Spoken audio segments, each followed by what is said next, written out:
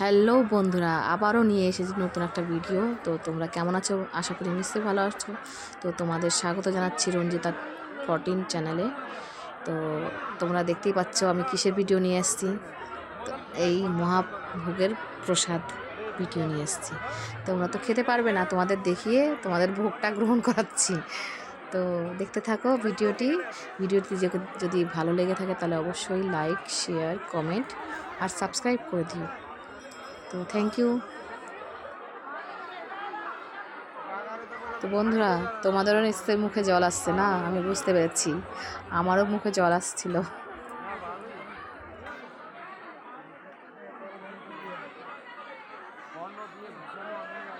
ভগবানের প্রসাদ মানে কি? ভগবানের প্রসাদটাও পাওয়া মানে ভাগ্যের ব্যাপার। তো আমার কপালে ছিল এবার প্রথম আমাদের বাড়ির পাশের ভোগের প্রসাদ খেতে পারলাম। নাহলে আমি তো আসতে পারি না, আমি থাকি ইউপিতে।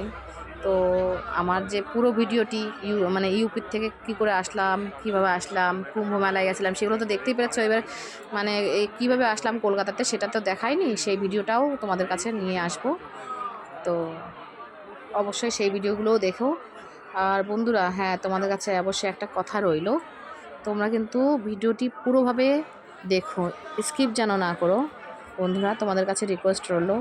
আর যারা যারা এখনও সাবস্ক্রাইব করোনি তাদেরকে বলছি, তাদের কাছে রিকোয়েস্ট, তোমরা ভিডিওটা দেখার পরে সাবস্ক্রাইব অবশ্যই করে দিও।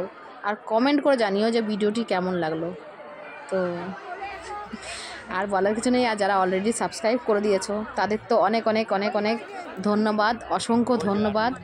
আর যারা দেখছো ভিডিওটি তাদেরকেও ধন্যবাদ জানাই। তোমাদের জন্যই আমি, তোমরা ছাড়া আমি কিছুই না। তো অনেক অনেক ধন্যবাদ। এই মহাভোগটা তো বিকেলের, কিন্তু আমরা দুপুরবেলা খিচুড়ি ভোগটা খেয়েছিলাম। আর তারপরেই রাত হয়ে গেছে যখন, তখন বাবা গিয়ে অন্নভোগ নিয়ে আসলো। অন্নভোগের মধ্যে নানান রকমের সবজি দিয়ে তরকারি দিয়েছিল, ওটা আমি দেখাতে পারিনি, ফটো তুলে তোমাদেরকে দেখাচ্ছি। এই দেখো, দেখতেই পাচ্ছ আমরা দুপুরবেলা খিচুড়ি ভোগটা খেয়েছি। এত সুন্দর যে প্রসাদ, মুখে মানে লেগে আছে অমৃত। মানে বাড়িতেও রান্না করলে এরকমটা হয় না, যতই ভালো করে রান্না করি বন্ধুরা। প্রসাদ তো প্রসাদ। আর বৃন্দাবনে যাওয়ার পরে তারপরে বাড়ি এসে যে এই যে সৌভাগ্যটা আমি পাওয়া যাবে, এটা ভাবতেই পারি।